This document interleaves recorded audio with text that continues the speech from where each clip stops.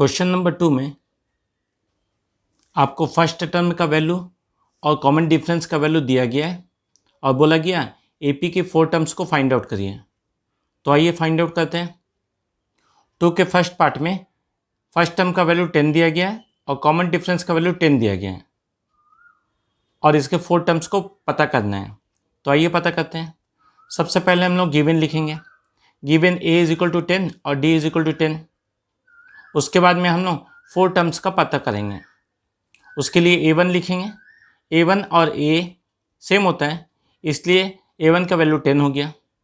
Next a2 का value निकालना है। a2 का वैल्यू निकालने के लिए a1 में d को ऐड करते हैं। a1 का वैल्यू अब 10 है और d का वैल्यू भी 10 है, तो दोनों को ऐड कर लिए तो ये आ गया 20। तो a2 का वैल्यू 20 हो गया। नेक्स्ट a3 का वैल्यू निकालना है। तो a3 का वैल्यू निकालने के लिए a2 में d को ऐड करना पड़ेगा। a2 का वैल्यू 20 निकाला गया है, इसको लिख लेंगे, और d का वैल्यू 10 दिया गया उसको लिख लेते हैं और दोनों को ऐड कर लेते हैं। ये हो जाएगा 30। नेक्स्ट a4 निकालना है। a4 निकालने के लिए a3 में d को ऐड करना पड़ेगा और a3 का वैल्यू 30 आया है उसको लिख लेते हैं, प्लस d का वैल्यू 10 दिया गया उसको लिख लेते हैं, दोनों को ऐड कर लेते हैं। ये हो जाएगा 40। तो AP का 4 टर्म्स होगा 10, 20, 30 और 40। ये हो गया इसका आंसर। नेक्स्ट सेकेंड पार्ट में a का वैल्यू -2 दिया गया है और d का वैल्यू 0 दिया गया है और हम लोग को 4 टर्म्स निकालना है। तो आइए इसे सॉल्व करते हैं। सबसे पहले लिखेंगे given a is equal to -2 और d इज इक्वल टू 0। उसके बाद में a1 टर्म का वैल्यू निकालना है। तो a1 जो होता है वो a के बराबर होता है और a का वैल्यू -2 था उसको लिख लिया। नेक्स्ट a2 का वैल्यू निकालना है। a2 का वैल्यू निकालने के लिए a1 प्लस d करना पड़ेगा। a1 का वैल्यू -2 है और d का वैल्यू 0 है, उसको लिख लेते हैं, फिर इनको सॉल्व कर देते हैं। सॉल्व करने से वैल्यू आएगा -2। नेक्स्ट a3 का वैल्यू निकालना है। a3 का वैल्यू निकालने के लिए a2 के साथ में d को ऐड करना पड़ेगा और a2 का वैल्यू यहाँ -2 था, -2 लिख लेते हैं, प्लस d का वैल्यू 0 है उसको लिख लेते हैं और इनको सॉल्व कर लेंगे तो वैल्यू आएगा -2। नेक्स्ट a4 का वैल्यू निकालना है। तो a3 के साथ में d को ऐड करना पड़ेगा।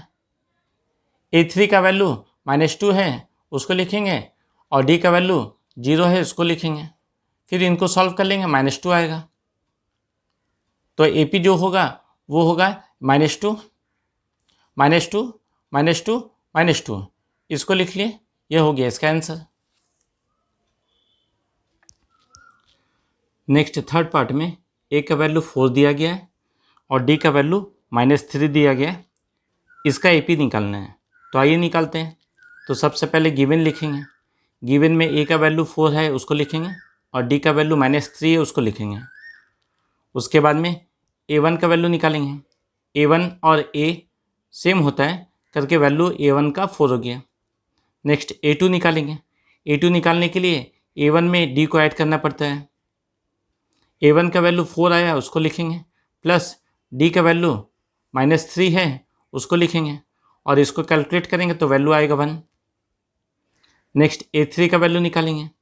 A3 का वैल्यू निकालने के लिए A2 के साथ में D को ऐड करना पड़ेगा और A2 का वैल्यू 1 है उसको लिखेंगे, प्लस D का वैल्यू -3 है उसको लिखेंगे, इसको कैलकुलेट करेंगे, ये आएगा -2। तो A3 का वैल्यू -2 हो गया। नेक्स्ट A4 का वैल्यू निकालना है। तो A3 के साथ में D को ऐड करना पड़ेगा और A3 का वैल्यू -2 था उसको लिखेंगे, प्लस D का वैल्यू -3 है उसको लिखेंगे, इसको कैलकुलेट करेंगे तो वैल्यू आएगा -5। तो AP का 4 टर्म्स हो जाएगा। एक 4 होगा उसको लिखेंगे, दूसरा A2 1 है उसको लिखेंगे, A3 -2 है उसको लिखेंगे और A4 -5 है उसको लिखेंगे। ये हो गया इसका आंसर। नेक्स्ट फोर्थ पार्ट में A का वैल्यू -1 दिया गया है और D का वैल्यू 1/2 दिया गया है और AP निकालना है। तो आइए इसे सॉल्व करते हैं। सबसे पहले हम लोग गिवन डाटा लिखेंगे। A का वैल्यू -1 है और D का वैल्यू 1/2 है उसको लिख लिए। लिखने के बाद में A1 का वैल्यू निकालना है। A1 का वैल्यू और A का वैल्यू सेम होता है, जो -1 होगा, तो A1 का वैल्यू -1 मिल गया। अब A2 निकालेंगे। A2 निकालना है तो A1 के साथ में D को ऐड करना पड़ेगा। A1 का वैल्यू -1 है, उसको लिखेंगे, और D का वैल्यू 1/2 है, उसको लिखेंगे, और इसको सॉल्व करेंगे तो वैल्यू आएगा -1/2। तो A2 का वैल्यू हो गया -1/2। नेक्स्ट A3 का वैल्यू निकालेंगे। A3 का वैल्यू निकालना है, A2 के साथ में D को ऐड करना पड़ेगा, और A2 का वैल्यू -1/2 है, उसको लिखेंगे, प्लस D का वैल्यू 1/2 दिया गया है, उसको लिखेंगे। इसके बाद में इसको सॉल्व करेंगे। सॉल्व करने से इसका वैल्यू 0 हो जाएगा, क्योंकि यहाँ पर 1/2 माइनस में है और यहाँ 1/2 प्लस में है। अपोजिट साइन होने के कारण से ये दोनों कैंसिल आउट हो गया। नेक्स्ट A4 का वैल्यू निकालेंगे। A4 का वैल्यू निकालने के लिए A3 में D को ऐड करना पड़ेगा। A3 का वैल्यू 0 आया है, इसको 0 लिखेंगे, प्लस D का वैल्यू 1/2 दिया गया, इसको लिखेंगे, और इसको सॉल्व करेंगे। सॉल्व करने से वैल्यू 1/2 आएगा। तो AP का 4 टर्म्स जो होगा वो A1 -1 होगा, इसको लिखेंगे। A2 -1/2 है, उसको लिखेंगे। A3 0 है, इसको लिखेंगे, और A4 1/2 है, इसको लिखेंगे। ये हो जाएगा इसका आंसर। क्वेश्चन नंबर 5 में A = -1.25 और D = -0.25 दिया गया है, और इसका AP का 4 टर्म्स पता करना है। तो आइए पता करते हैं। सबसे पहले हम लोग गिवन डाटा लिखेंगे। A = -1.25 और D = -0.25। उसके बाद में AP का फर्स्ट टर्म, जिसको A1 से डिनोट करते हैं, उसको लिखेंगे। बिकॉज A1 का जो वैल्यू होता है वो A के बराबर होता है, और A का वैल्यू -1.25 दिया गया है, इसको लिख लेंगे। तो दैट मीन्स A1 का वैल्यू हम लोग को मिल गया -1.25। नेक्स्ट A2 का वैल्यू निकालना है। तो A2 का वैल्यू निकालने के लिए A1 के साथ में D को ऐड कर देते हैं। A1 का वैल्यू -1.25 है, उसको लिखेंगे, प्लस D का वैल्यू -0.25 है, उसको लिखेंगे। नेक्स्ट -1.25 को हम लोग लिख लेंगे, और माइनस और प्लस का मल्टीप्लाई करके माइनस आएगा, उसको लिखेंगे, और 0.25 लिख लेंगे। नेक्स्ट इन दोनों को कैलकुलेट करेंगे तो वैल्यू आएगा -1.50। नेक्स्ट A3 का वैल्यू निकालना है। तो A3 का वैल्यू निकालने के लिए A2 के साथ में D को ऐड करेंगे। A2 का वैल्यू -1.50 है, और D का वैल्यू -0.25 है।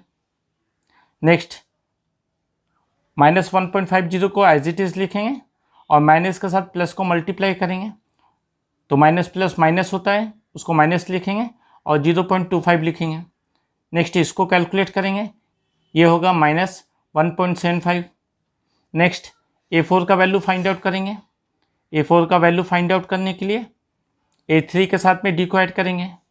A3 का वैल्यू -1.75 है, इसको लिखेंगे, और D का वैल्यू -0.25 है, इसको लिखेंगे। नेक्स्ट -1.75 को ऐसे ही लिखेंगे, और माइनस के साथ प्लस का मल्टीप्लाई करेंगे, तो माइनस प्लस माइनस होता है, उसको लिखेंगे, और 0.25 लिखेंगे। इन दोनों को कैलकुलेट करेंगे तो वैल्यू आएगा -2.00। तो हम लोगों को AP का 4 टर्म्स मिल गया है, इसको लिख लेते हैं। तो AP का 4 टर्म्स में फर्स्ट टर्म होगा -1.25, इसको लिखेंगे। सेकेंड टर्म होगा -1.50, इसको लिखेंगे। थर्ड टर्म होगा -1.75, इसको लिखेंगे, और फोर्थ टर्म्स होगा -2.00, इसको लिखेंगे। ये हो जाएगा इसका आंसर।